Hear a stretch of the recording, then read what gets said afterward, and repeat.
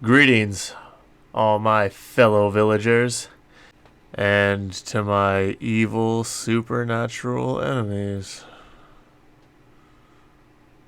Fuck. How's it going, everyone, today? How's it going today, everyone?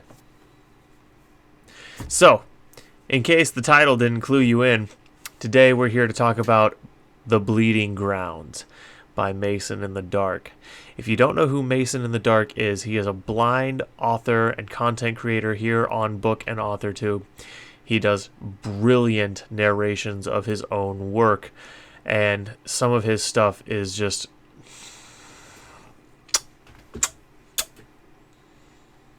bellissimo.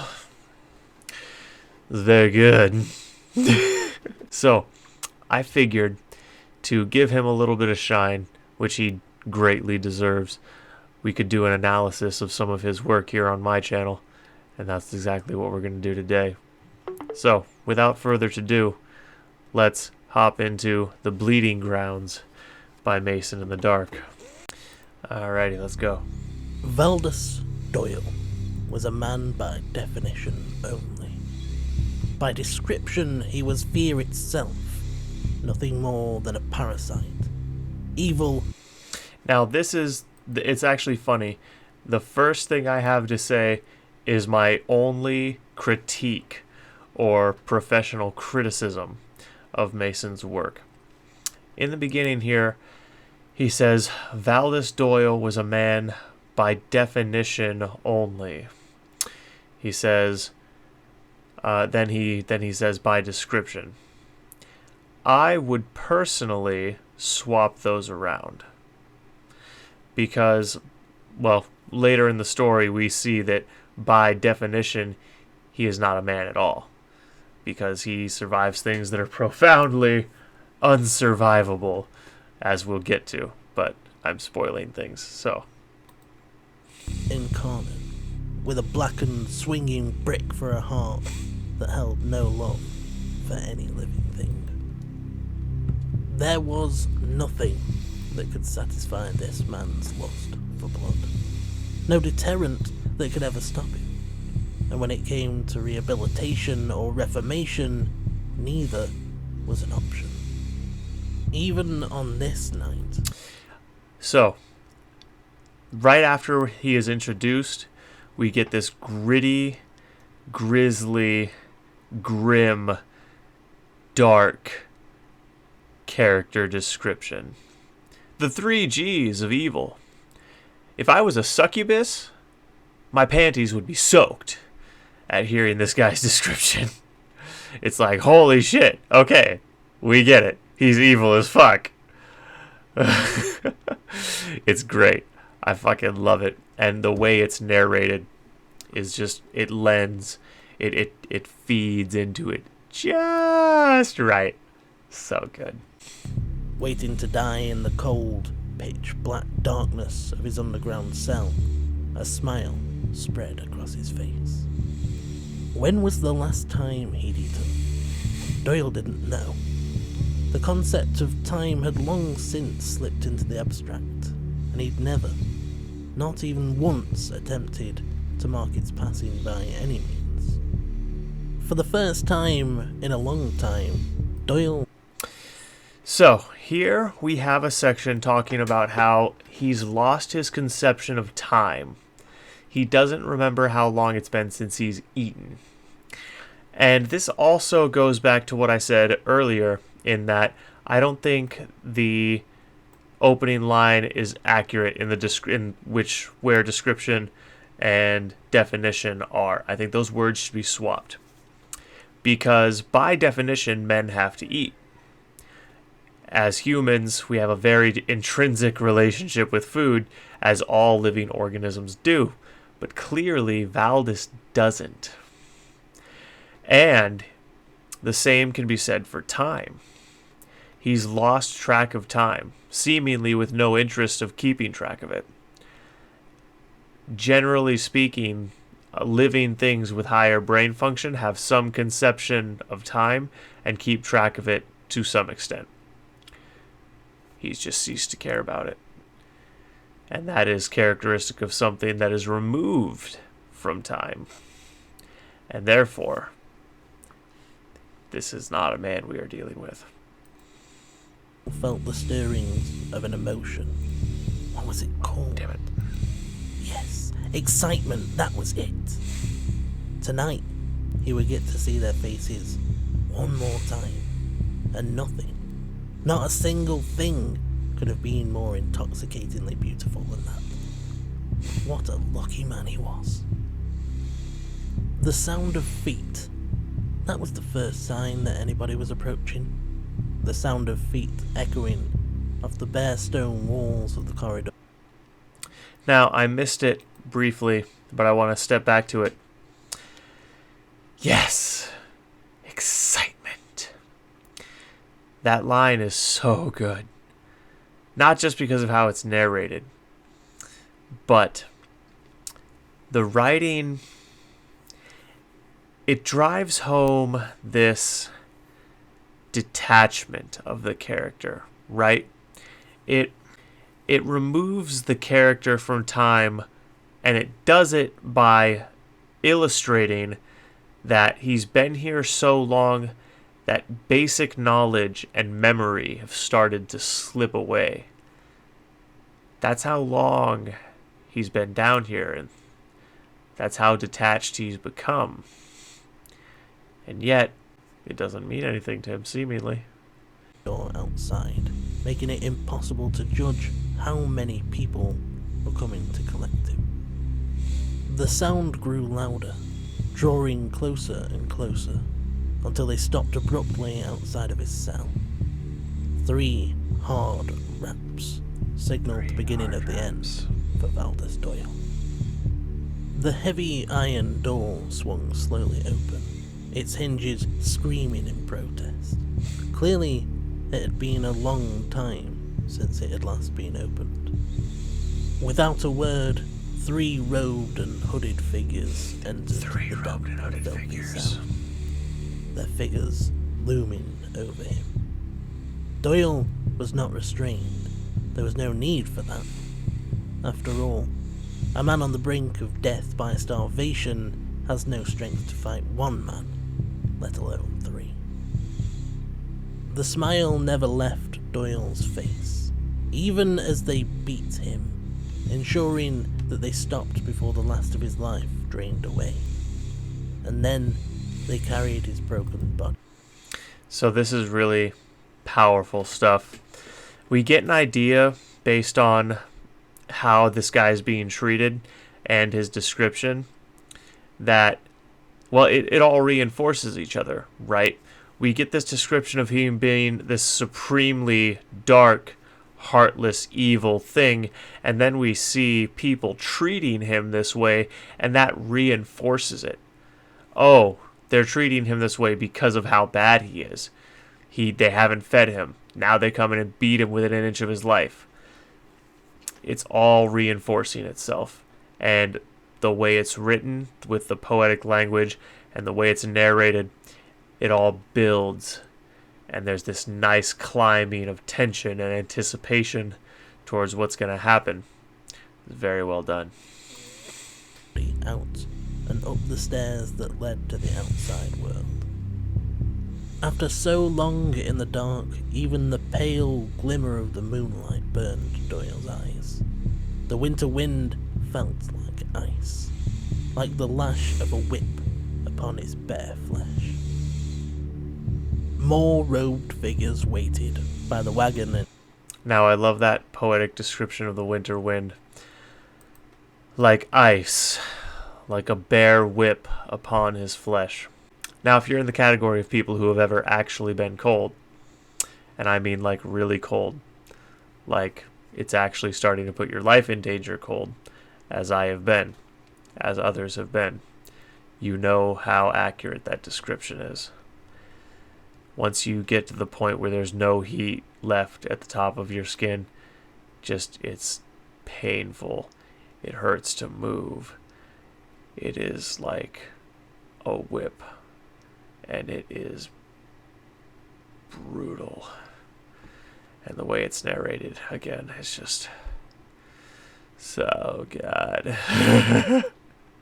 into which he was thrown. The night sky was filled with stars, each one seeming as bright as the midday sun to Doyle as he lay on his back staring up at them. The wagon began to move as the riders spurred their horses forward. The robed figures followed behind, each one chanting as they went. Not long now, thought Doyle.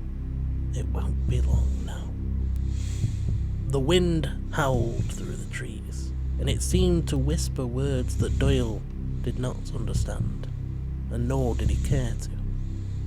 The world tilted as the wagon began to climb the hill, each bump in the road feeling like another blow to Doyle's battered body.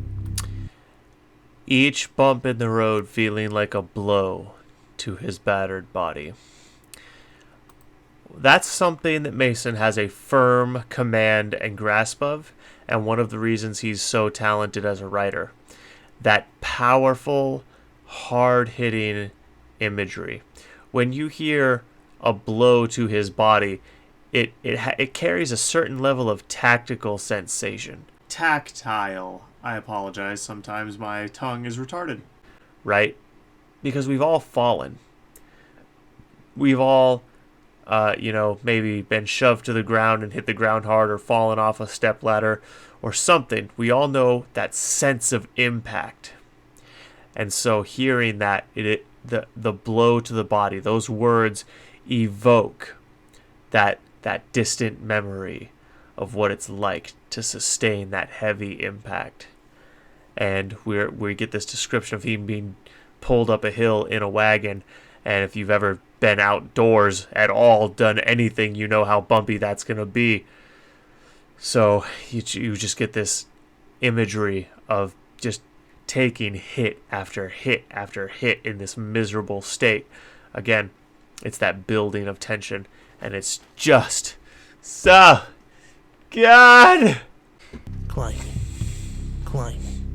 ever closer to the moment of bliss that awaited this man, doomed to die. Now, Behind that line about the moment of bliss, remember that. The moment of bliss, this man doomed to die. Remember that line. That's important. slowly moving wagon, Doyle could make out the flickering of the torches. There were so many of them.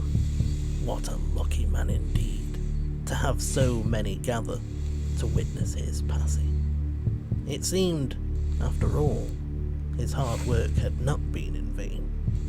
They reached the summit of the hill around which the hamlet of Huxley had been built. Finally, it was time. The people were going to get their justice. In the light of the moon, they gathered in a circle to watch as the body of Valdus Doyle was bundled out of the funeral wagon, and their chants grew louder. They watched as the man, the monster, who had tormented and slaughtered their brothers and their sisters, their mothers and their fathers, was raised up and tied to the stake, roaring fire beneath his feet. Now, what's interesting here is, with the imagery that's being set up, we think he's going to be burned at the stake. Watch what happens instead. The circle drew tighter, and Doyle watched with a mounting sense of anticipation, smile growing ever wider as they began to beat the ground with their torches, the drumming sound rolling out over the valley like thunder. It Like wouldn't be long thunder. now. Raising his torch above his head, the elder stepped forward to face the predator that had lived amongst their people for many a long year. "You will face them," he growled, and the words were taken up by the others. "You will face them." And then it began. Slowly at first, but not for long. Thin, jagged cracks like veins spread across the hilltop, and the ground began to bleed. Thin, jagged cracks like veins spread, and the ground began to bleed. So he uses the words like veins and then says began to bleed. That's consistency of language and imagery. Veins carry blood, then the ground begins to bleed. That's an important thing to maintain as a writer, right? That's something everyone who writes anything, that's a trick you need to remember. Consistency of language and imagery to build tension. Critical skill in creative writing. The drumming torches continued their rhythm, increasing in tempo as the blood rose from the ground, soaking the grass within the circle. It began to pool, to coagulate, figures emerging, unrecognisable at first, but quickly morphing into the familiar forms of many human bodies. Silence fell over the valley. The drumming ceased as the figures rose to their feet. They formed an inner circle between Doyle and the people of Huxley, gazing at him with hollow, sunken eyes, expressions of vengeful accusation upon their faces. Now, I just love the imagery of this scene in general. These husks rise up out of a pool of blood, hollow eyes, with vengeful expressions on their faces surrounding this man tied to a stake. It's haunting imagery if you visualize it for 1 second. Terrifying, really. And dare I say, quite reminiscent of something that you might read in Poe's work, or perhaps Lovecraft's. I haven't read much Lovecraft yet, but it definitely seems like it could be in there. So, very fucking good is my point. Every one of them. He recognized every single one of them. They were just the way that he'd left them. And now, with that line, they were just the way he left them. That line is so packed with meaning, because we just got this description of these lifeless, desiccated husks. And that's how this guy tied to the stake left them. Yikes. They looked exactly the way that he did now. Near skeletal forms weak from starvation, covered in bruises from brutal beatings. There was only one difference between him and them, and that would soon change. Or would it? It, Doyle hissed at the encircling spectators. Is this how you get your judgment? The way you get your pathetic justice?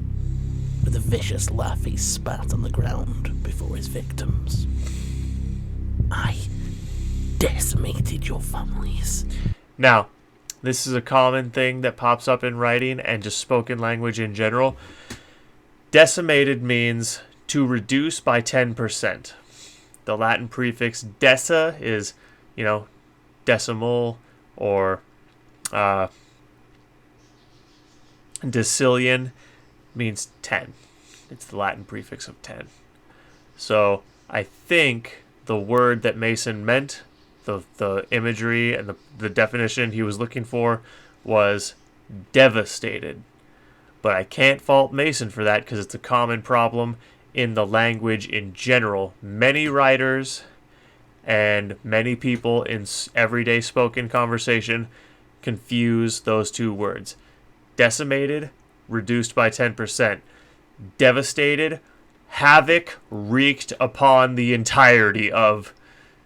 So, when you burn down a village, when you slaughter its population, you devastate the village. When you kill 10 out of 100 men, you decimate them. So that's clear. Forced you to live in fear, whilst moving amongst you, and none of you had the faintest idea. I comforted you, consoled you on your losses that I had caused, and all the while I was laughing behind my hand. I made fools of you. Of all of you. And the only thing that you've done here, the only thing that you've achieved tonight, is allowing me the privilege to gaze upon my life's work. And it is beautiful. Okay, I want to say a bit about that. My life's work. It is beautiful. So earlier when he mentioned this moment of anticipated bliss, we now know that it was not death he was anticipating. It was not the release from this pain that he's been suffering, the starvation, the beatings. That's not what he was anticipating release from. What he was, the moment of bliss, what he was waiting for, was getting to this point where he gets to see the monument to his sins. That is indicative of something that is truly evil. We get from that this guy is biblical levels of evil. It's actually quite terrifying if you think about it for any level of time. A ripple spread through the circle, but nobody made a sound. The elder knew that every word Doyle had spoken was true, but this was the way of the world, the way that things were done, how justice was delivered. Now, I also wanted to mention this. What's beautiful about the mention of the moment of bliss, and then we get to this where he's talking about getting to see the fruits of his labor. What's really good about that is that Mason managed to fit in foreshadowing into an 11-minute narration. Dramatic, well executed, red herring foreshadowing. Because he's just that damn good. With a shake of his head, he placed his blade in the palm of the first taken, a girl no older than 16. For a moment, she stared back at him, her hand resting against his, cold flesh against warm, and his heart that broke subtle for this symbol in young the life background. taken too soon. Music All around selection him, on point. members of the community moved forward to give blades to those that they had lost, and one by one the Taken stepped. The Taken. That is such a beautiful yet tragic way of saying the murder victims. It says everything it needs to say, but really it's what isn't being said that really provokes the emotional response by calling them the Taken.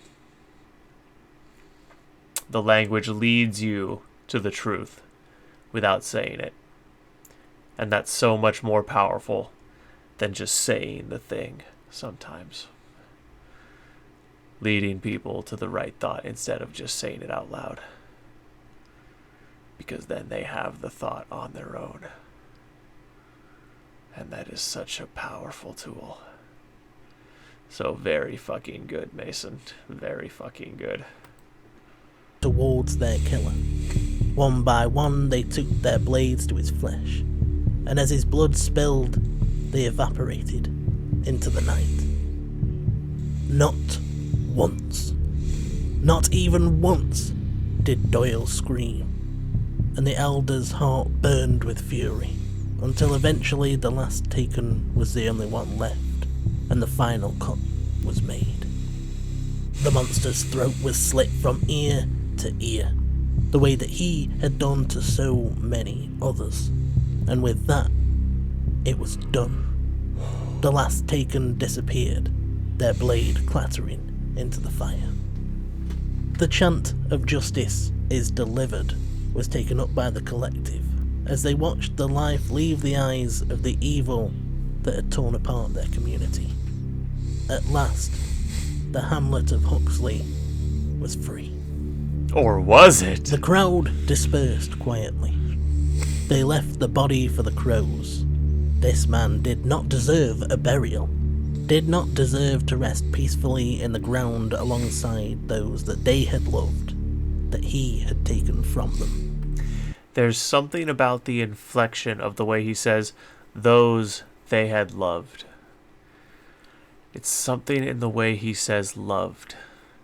Maybe it's the British accent, maybe it's where he puts his inflection, I don't know. But there's just something about that particular way he said that line that hits me a little bit from the side, but in a way that grips me. The night pressed onwards and hours passed by. Rain began to fall and silence clung to the hill, but it did not last. For some things cannot be vanquished so easily. So easily. They preferred a whole ass fucking ritual of dark magic to summon vengeful spirits to exact horrible slow vengeance. You can't vanquish evil that easily. Which again tells you the level of big bad evil guy we're dealing with here. It's fucking scary. As the last embers of the fire spluttered out, his eyes shot open. His head, which had been resting against his chest, lifted, so that he could gaze down upon the hamlet with quiet, mocking laughter. The people Such a of good Huxley line. may have thought that they were free, but by the Quiet, morning mocking there would be laughter. no Huxley left. Blood would run, houses would burn, and people would scream. Soon they would learn a most important lesson. This man, this monster, had been around for thousands of years, and it would take more than a collective of peasants and some vengeful spirits to rid the land of an evil as great as Valdus Doyle. The heartbeat. The heartbeat gets me, folks. That's that good shit. Okay, so it just automatically went through the playlist to Without Reason. This is something, I'm going to cover this next. This is a poem within the Bleeding Ground universe. But right now we're going to wrap up this video. So, the entire time we get that build of tension. The entire time we get this subtle dropping of breadcrumbs. And sometimes not so subtle too. About how bad this guy is, about how dangerous he is, how evil he is. And the whole thing builds up to this conclusion where even after this horrendously dark vengeance and justice that was exacted upon him, he survives. Which, of course, lends itself, as my friend Caitlin would say, to this old world storytelling device where true evil is virtually impossible to vanquish. And we see that in the trope of villains that keep coming back, the really, really bad ones, the villains that just won't stay dead. That's because there's this old world theme of evil being something that cannot be truly vanquished. It always resurfaces, and we see that illustrated beautifully and grimly and with a no small amount of grit in this narration, in this short story, which has turned into a series of shorts and hopefully someday is compiled into a novel. And when Adventurous Publications gets off the ground and Mason's ready to get it compiled into a novel, you best believe we're hopping on that. If you have not already, please go subscribe to Mason. Go like that video. Go share it around with your friends. Mason deserves to have all of the subs because, frankly, his stories are so good and so original, as you can see there. So he deserves all of your support. and we are proud to have him on Team Adventurous. All right. I'll see you guys next week, roughly the same time, for part 2. Of course, I'll see you next week for the next chapter of The Garden of Lies. Gentle reminder, we get my channel to 1.5K before Garden of Lies is done. I'll narrate the second book as well. All the links to buy my book, support me in all the various ways are down there in the description with my link tree and everything else. Go support Mason. And I'll see you guys next time. Welcome to Garden.